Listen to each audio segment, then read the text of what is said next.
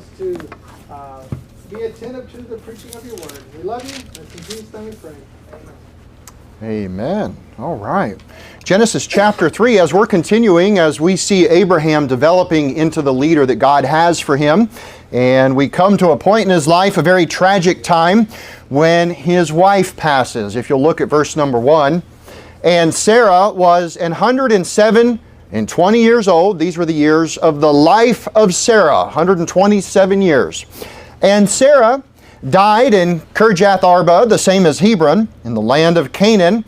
And Abraham came to mourn for Sarah and to weep for her. And now we learn here that there is a time for sorrow, there's a time for mourning, and mourning does help. If it's ever of your instinct to pull somebody away from their mourning, perhaps it's something they need, perhaps you need to sit down and mourn with them, because mourning and weeping for a dying loved one, it certainly helps. Verse 3, and Abraham stood up from before his dead and spake unto the sons of Heth, saying, I am a stranger and a sojourner with you.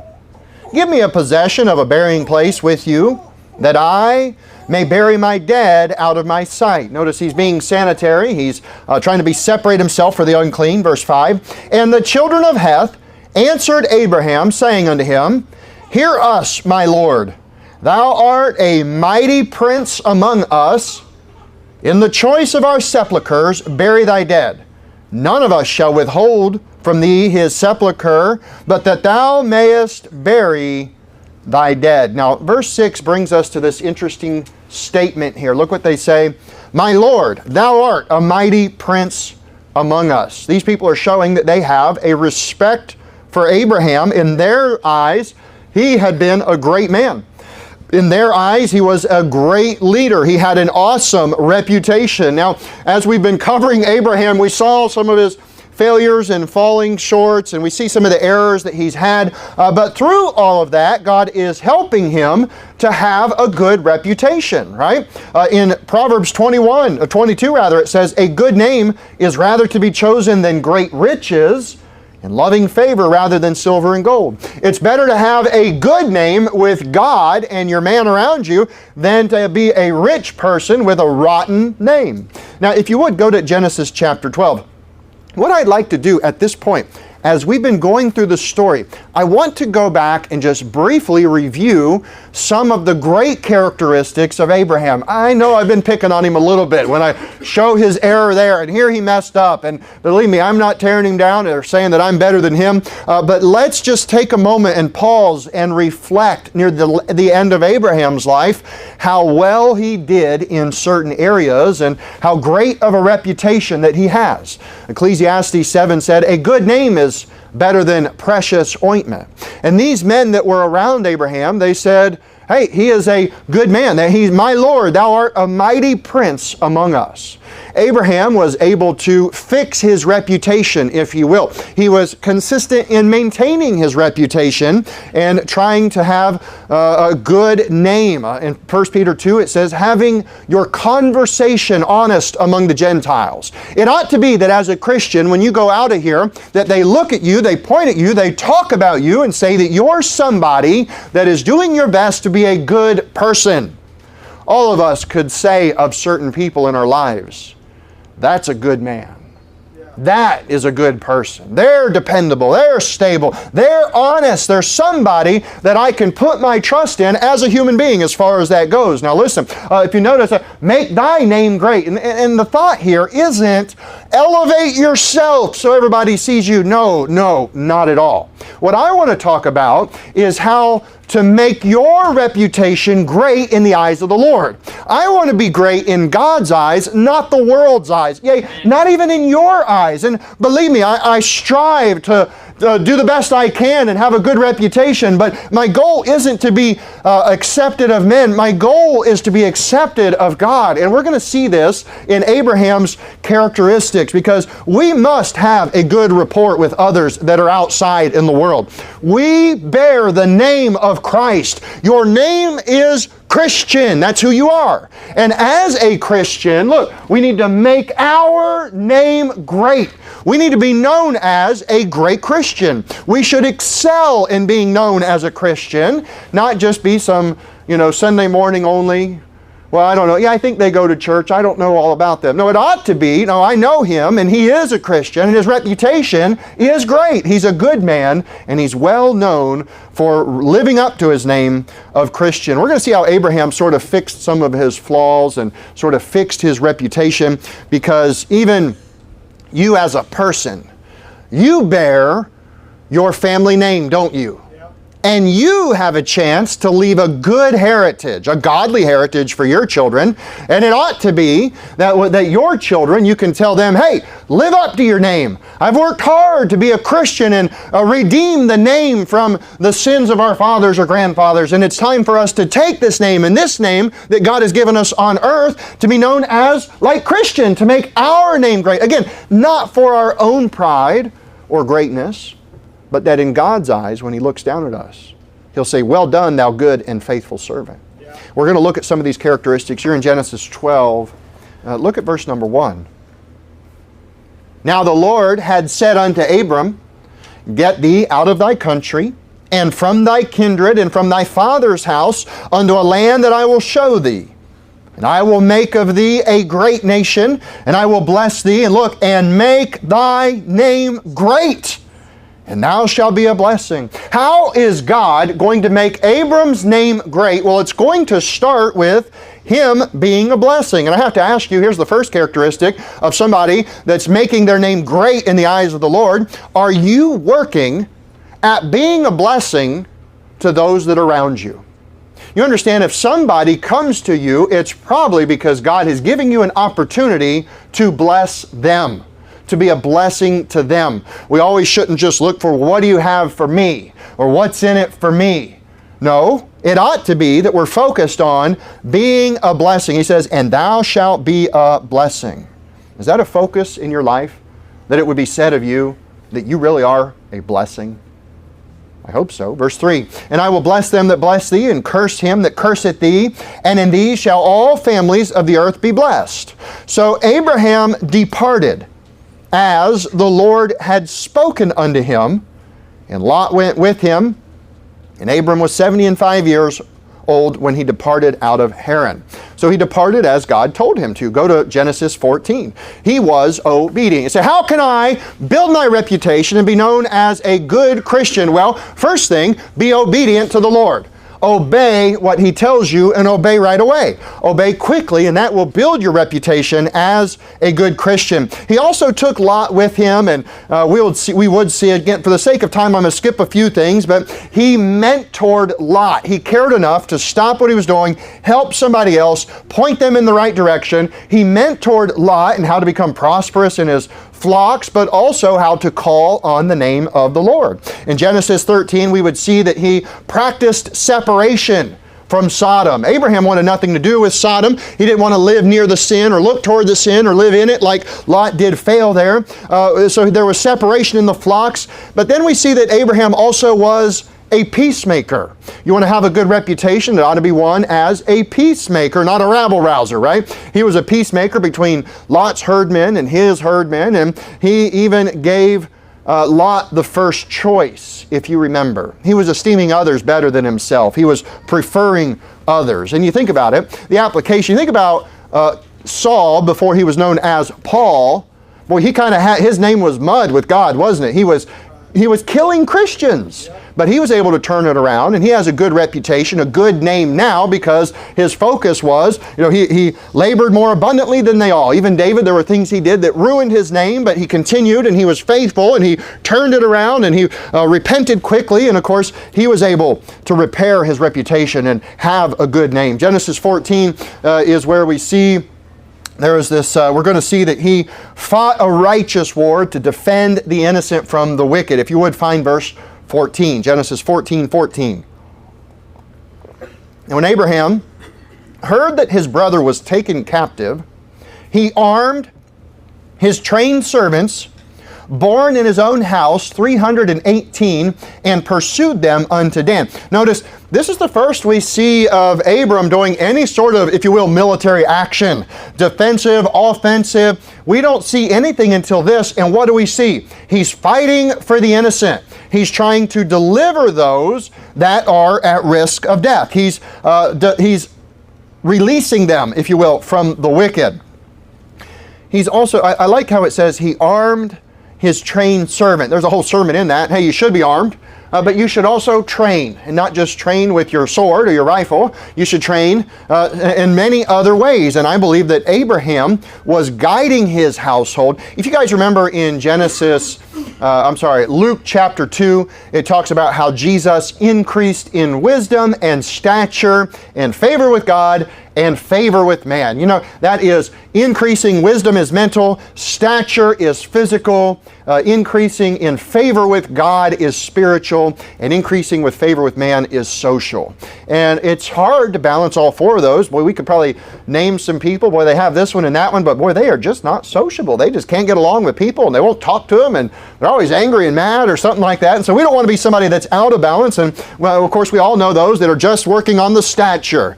How are you doing? Well, let me tell you what I did. Let me tell you about my workout routine. Yeah, but what are you reading? I don't have time for that.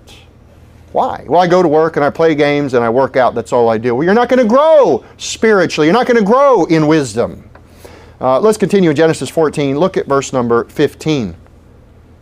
And he divided himself against them, he and his servants, by night, and smote them, and pursued them unto Hobah, which is on the left hand of Damascus. And he brought back all the goods, and also brought again his brother Lot, and his goods, and the women also, and the people. We see that he finishes the job. When he sets out to do something, he sets a goal, he knows how to do it, he's strategic, he makes the plan, he executes it thoroughly until he finishes the job. But we see here that as defending the innocent, Abraham was a protector. And look, when he was done, we're going to see he gave God the glory, and he would not receive a bribe from the wicked king. Look at verse number 20. Genesis 14, verse 20. And blessed be the most high God, which hath delivered thine enemies into thy hand. And he gave him tithes of all. After this victory, he blesses God. He doesn't take credit. He's not letting them take credit. No, he's blessing God. And then he gives tithes of all. He's not greedy of gain. And I do have to tell you, when you withhold, sometimes it costs you more in the long run. I wish I could say I've always been faithful in tithing, but I'll tell you, I was taught as a child in church and in my family, what God gives you, only 90% belongs to you. And boy, that 10% is a test of the heart. Where's your heart at? What do you care about? And I've heard a lot of complaints, more than probably anything else, about money or tithing. And here we see Abraham was a good leader, and he gave tithes of, well, whatever he got back from his taxes. Does it say that? No, he gave tithes of whatever was left over when he was done consuming. No, he gave tithes of all. He looked at the big picture. He says, everything that I have comes from God, and I should give everything to God. And I tell you personally, I used to tithe all the time as a child. There was a time when I was an adult where I would tithe at some churches and other churches I won't. And in retrospect, I see more clearly now, and I see it today especially, how that when I give to God and I'm not worried about it, this is what He's given me, I'll accept 90% because I know it belongs to the Lord. And I don't want it to cost me more in the long run. Rather, I want to bless the Lord with a little bit back from what He's given me. And that's a godly principle. Look at verse 21. And the king of Sodom said unto Abram, give me the persons. Now there you go. There's the Sodomites. They're after the souls, right? Give me the persons and take the goods to thyself. And Abram said unto the king of Sodom, I have lifted up mine hand unto the Lord. That's when he met Melchizedek, the Most High God, the possessor of heaven and earth, that I will not take from a thread even to a shoe latchet, that I will not take away anything that is thine, lest thou shouldest say, I have made Abram rich. Again, this is important. He did not want anybody to get the credit for what God was doing.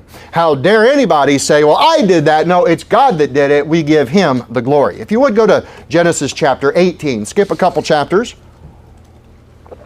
Find Genesis 18, 19.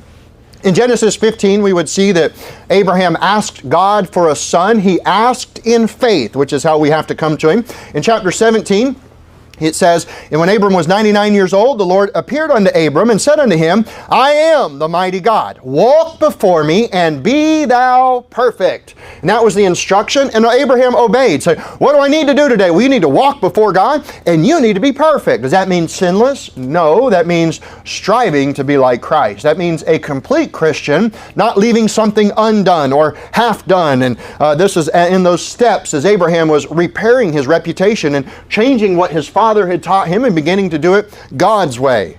In Genesis 18, we'll see that he was hospitable when the angel of the Lord came, cared for strangers. He really had a servant's heart, and that's a great characteristic. Somebody that's ready to serve somebody else, ready to roll out the mat and take care of somebody.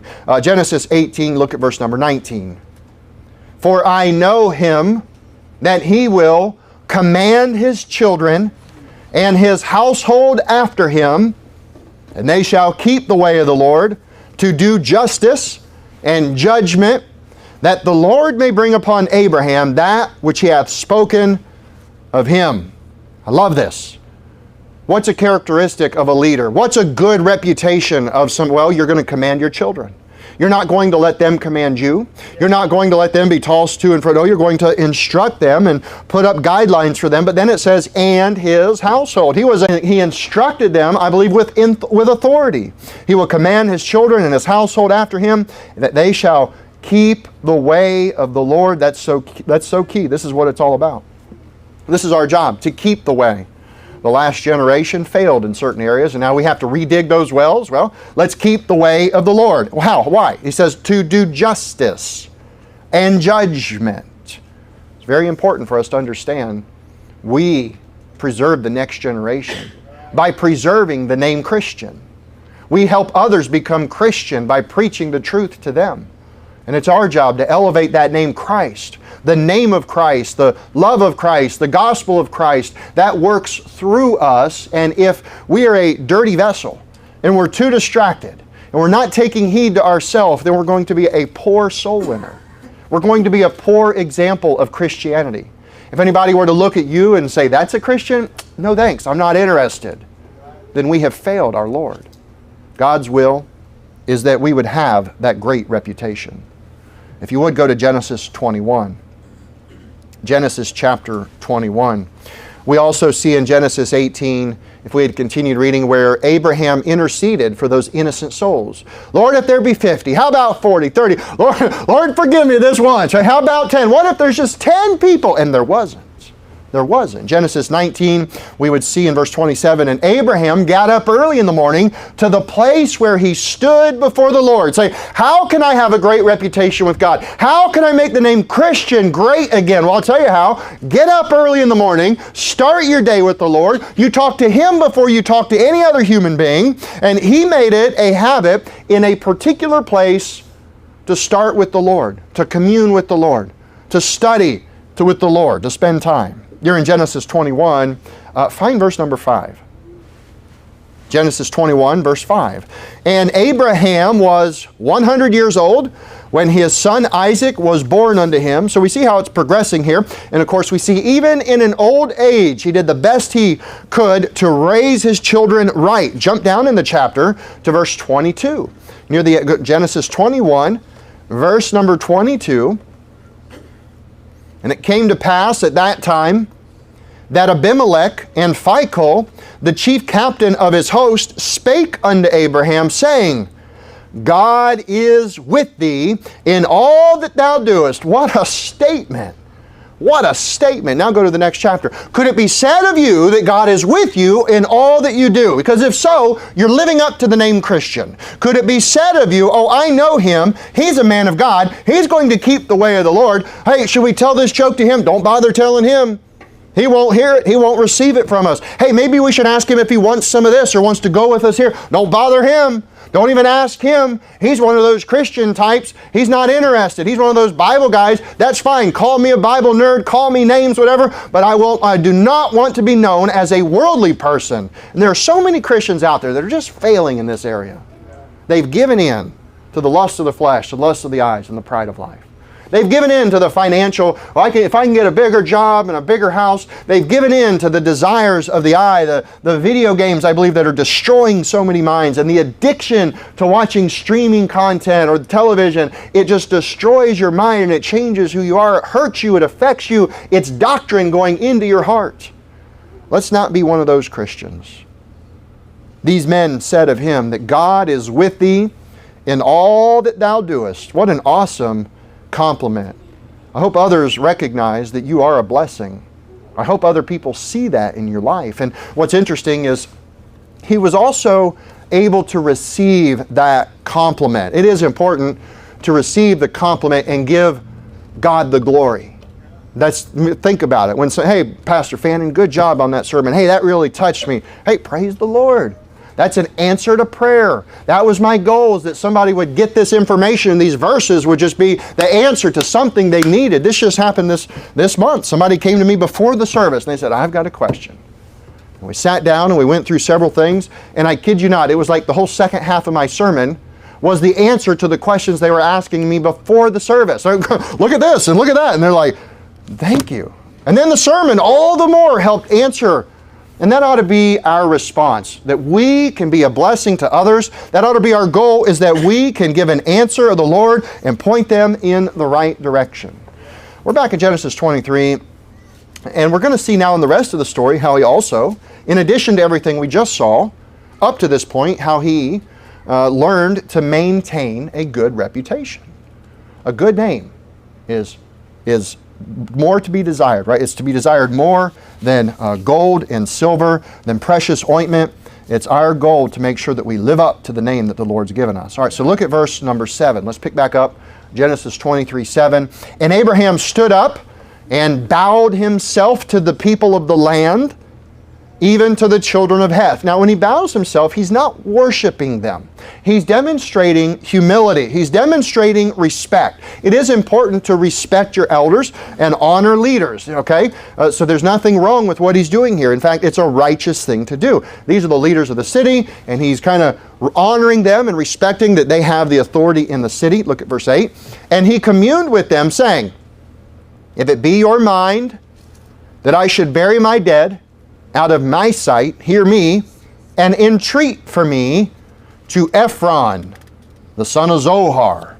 Now here he's gently entreating them, and he's kind of being kind, and he's giving them, hey, if you're of the mind of this, and he's kind of like giving them the opportunity. He's kind of planting the idea in their heart too as he's doing it, but he's doing it very graciously. His words are seasoned with salt. He's very kind in what he's saying. He's not abrasive. He's not demanding by any means. He wants to have a good reputation, right? Verse 9.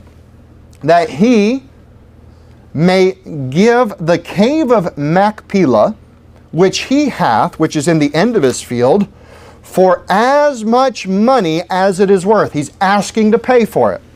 He shall give it me for a possession of a burying place amongst you. And I want to point out this characteristic.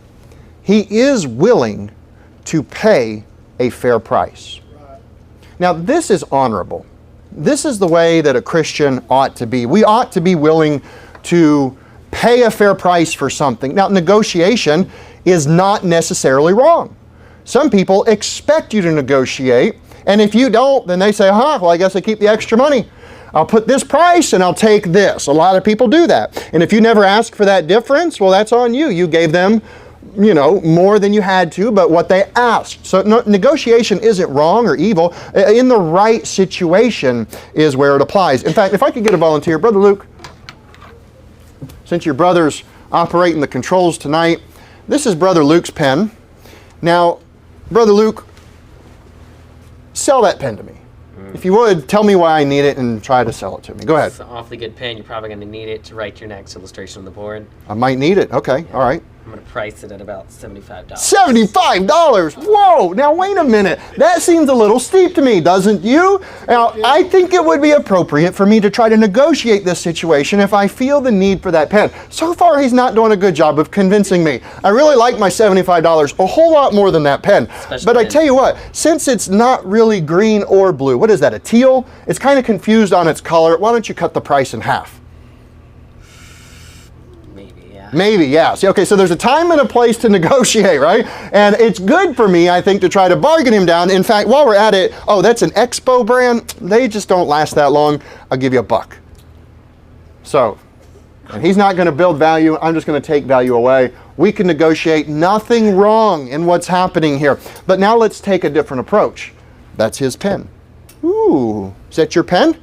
I like that. Give it to me.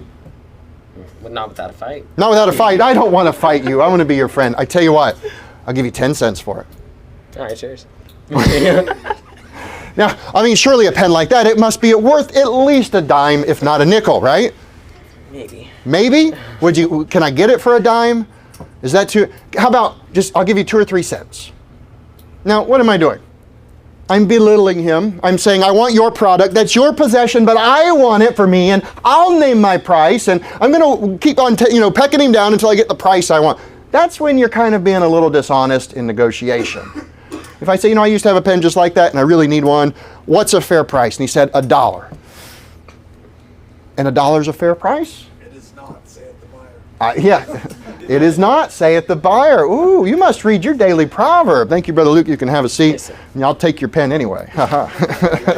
Proverbs 24 says, It is not, saith the buyer, but when he is gone his way, then he boasteth. What's he doing? And that, it reminds me of that old Norman Rockwell painting where they're at the meat market or whatever, and the guy's pushing the finger down on the scale that it would weigh more, and the little old lady's pushing up on the scale, and they're both trying to jip each other a little bit and offset that price. That's not how we ought to be.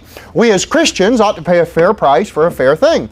There have been things that I've bought that I'm like, you name the price, that's a good price, I'll take it at that. It's better than what I expected to pay. And there have been many other things where they're offering it, and I feel they're offering it too high, and they have some wiggle room, and you ask for some wiggle room, and they'll give it to you. And so if you have room and you can go down in your price and it's fair to you and it doesn't hurt you, there's nothing wrong with negotiating on either side. But this is not what's happening here. Notice with Abraham, he comes straight at it because he is asking for something that doesn't belong to him. He's in a strange country. He has a good reputation with those around him, and he wants to keep his reputation. He doesn't want to be the guy that, he burned me, he got it for half price. No, he wants to be the guy, hey, whatever you want for it, I'm willing to give it because I can, because the Lord has blessed me, and I should because that's what's fair. We exchange things. We don't just take things from other people. Now, sometimes it's more blessed to give than receive. We know that. We're going to see this guy offers 3 times to just completely give it to him, and each time Abraham refuses, and just as many times he's basically asking to pay for it. And this goes back, if you remember what we just read, I believe that Abraham's attitude was this: I don't want it to be said of anybody that they made Abraham prosperous. It's the Lord that made me prosper. And if I have a need, all of a sudden, it's like, well, look, God has given me what I need, and here's to pay for that need, then I should pay for it and not weep over the lost money because God gave me the money to take care of the need. That's how God works. He provides for us. Continue in verse 12. And Abraham bowed down himself before the people of the land, and he spake unto Ephron and the audience of the people of the land, saying, But if thou wilt give it, I pray thee, hear me. I will give thee money for the field. Take it of me, and I will bury my dead there. He says, hey, if you're going to give it to me, that's great. Then let me just give you some money for it. You're at least offering that I can have the land. Fantastic. We're moving forward. You're willing to let it go, but I insist, let me pay for it. I will give you money for the land. Verse 14, and Ephron answered Abraham and said unto him, My Lord, hearken unto me, the land is worth 400 shekels of silver, and what is that betwixt me and thee? Bury therefore thy dead. Now what's interesting is there's a skill here that Abraham, through continuing to ask questions, was successful at getting to the truth. What did this man value that land at? Perhaps if he asked him straight, hey, what's that land worth? Well, I don't know. Who's asking? Why? No, hey, please, I need something, and this is what I need, and I'll pay whatever it's worth. I know you can have it. I appreciate you letting me have it. If you're going to let me have it, let me pay you for it. Oh, come on, what's that? What's $400 between you and I? $400? It's a friendship. It's a reputation. It's making sure that nobody feels like they got cheated in a deal.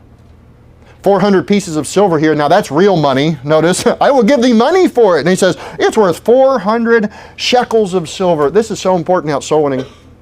When you're trying to get to the truth of what somebody believes, you have to keep asking questions.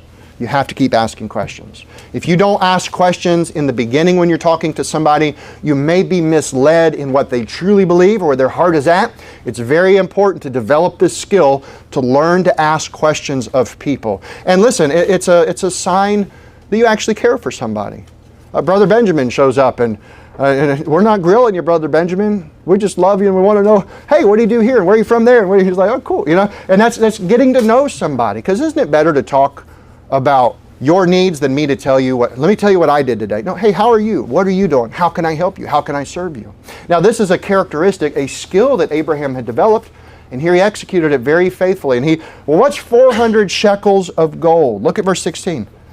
And Abraham hearkened unto Ephron, and Abraham weighed unto Ephron the silver which he had named in the audience of the sons of Heth, 400 shekels of silver, current money with the merchant. Silver equals money. I wish somebody would tell that to our government. Tell it to the Federal Reserve. These paper dollar bills are worthless. That's not real money. That's debt, right? The Bible knows it. It uses the same word in the Hebrew. Money is silver. It's the same word. Silver is money. That's a constitutional standard also, but I won't get on that soapbox for any longer. But notice he says 400 shekels of silver, current money with the merchant. This is currency. This is what is in circulation. This is what is commonly accepted. It's a common coin that everybody knows. It's a common weight that can be agreed upon, and therefore everybody feels it's an honest transaction. Verse 17, and the field of Ephron, which was in Machpelah, which was before Mamre, the field and the cave which was therein, and all the trees that were in the field, that were in all the borders round about, were made sure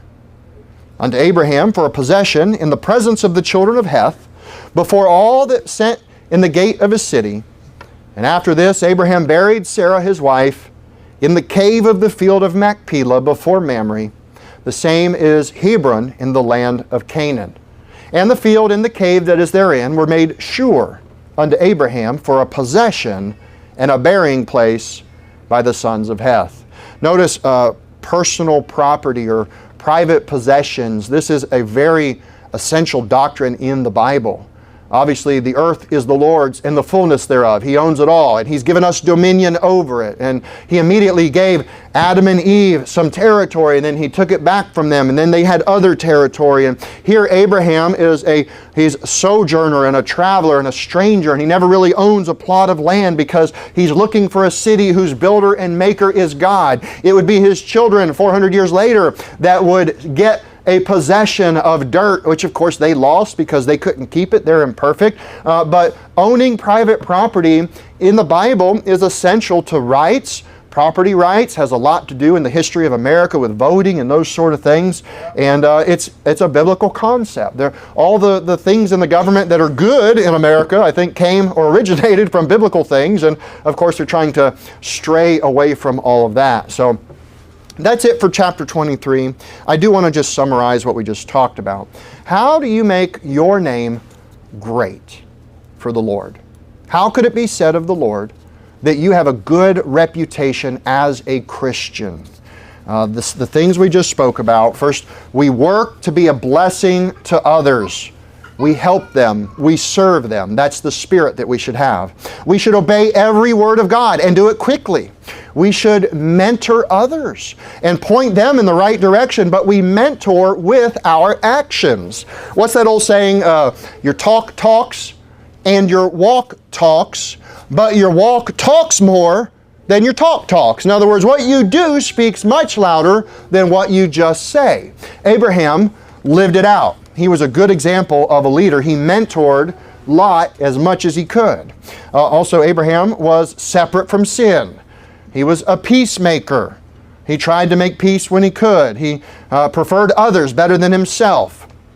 He only fought righteous wars. He didn't get caught up in some of the dumb things in this world that we can just get tangled up with. It's a waste of time. He fought righteous wars. He didn't strive without a cause. Abraham also was training others, I believe, with wisdom and stature and favor with God and favor with man in all areas of life. Abraham had a desire to protect the innocent. He didn't take bribes. He made sure he gave back to God what belonged to God. When he needed something, he asked in faith. And of course, he walked before God and he was perfect. What a great example for us. Abraham was hospitable. When he could bring somebody in, he did, and he took care of them. And he cared for strangers. He had a servant's heart. That's a good leader. Is somebody that has a servant's heart. He commanded his children and his household to keep the way of the Lord, to do justice and judgment. He got up early to make time with God. Of course, he accepted compliments when it was given for his godliness. Those are the compliments that are righteous. We should give God the glory. He was humble. He respected others. He entreated others very kindly. He was willing to pay a fair price. And then I love it how we see that he was asking questions until he found out the truth. We should not answer a matter until we hear the whole matter. Hey, Brother Fannin, would you? Yes. Oh, you're in trouble now. You're not going to believe what I just signed you up for. Uh-oh, right? No. Hey, can I get your help? Sure, what do you need? Or, tell me more. What is it? When is it? What is it? How can I help? What's expected? You know, don't go volunteering or forswearing yourself on something when you don't know the whole story. And I do believe that it is a really good characteristic of a servant's heart and a loving person to care enough about the other person to ask them questions and find out what their heart is. This is the reputation of a Christian. This is what Christ did. He did. He knew all men, and he understood that men were sinners, and he still died for us. He loves us so much. And if we could just live up to his name, then our name would have a good reputation. Let's pray. Dear Heavenly Father, thank you for your word. Lord, I pray that as we continue to finish out the story about Abraham, that you would help us to glean from it and learn from it. Lord, I pray that as we have seen his mistakes, we would learn from them and not make them. But Lord, as we see his great characteristics, the godly characteristics, I pray that we would make sure that this shines forth in our life. Lord, I pray that you would help us to have a great reputation, one of being a Christian,